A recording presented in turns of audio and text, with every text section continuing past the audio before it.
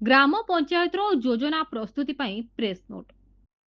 ओडिशार ग्राम पंचायत निजे निजर विकास योजना प्रस्तुत करेंगे, निजर स्थिति परखिबे, निरंतर उन्नति करेंगे, अग्रगतिर मूल्यांकन करेंगे और निजर स्कोर मध्य जानी परिबा सह आकांक्षी उपरकू उठी सफलतार शीर्ष रे पहुंचबे। पंचायत गुड़िकर एही लक्ष्य को साधित करबा पई भारत सरकारଙ୍କର पंचायती राज मंत्रणालय पक्षरु समग्र देश में आरंभ होईछि पंचायत अग्रगति सूचक अर्थात पंचायत एडवांसमेंट इंडेक्स।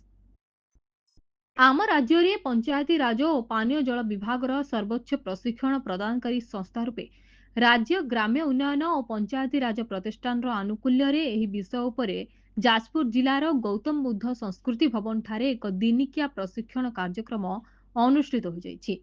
एही कार्यक्रम में जिला और ब्लॉक स्तर 115 जन अधिकारी जोगदे पीएआई उपरे प्रशिक्षण ग्रहण करथिले। राज्य ग्राम्य उन्नयन और पंचायती राज प्रतिष्ठान निर्देशक श्री सुरेंद्र कुमार मीना यह कार्यक्रम को उद्घाटन कर पंचायत अग्रगति सूचक विषय उपस्थित कर्मकर्ता मानकु सविशेष ज्ञान प्रदान करथिले। पंचायत मानकर कार्यदक्षता वृद्धि एवं स्थानीय स्वयंशासन संस्थागुड़ी सशक्त करने पीएआई भूमिका गुरुत्वपूर्ण।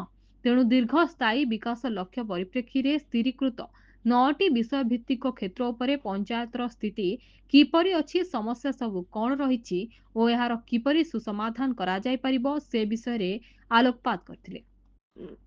तेणु एही प्रशिक्षण कार्यक्रम द्वारा जाजपुर जिलार पंचायत गुड़िक आगामी दिन में अधिक सशक्त और सुदृढ़ हेबा सह समग्र ओडिशा रे सामूहिक अभिवृद्धि और समावेशी विकास व्यापक योगदान पूर्वक विकसित गाँ विकसित ओडिशा गठन दिगरे सहायक होई परिबो।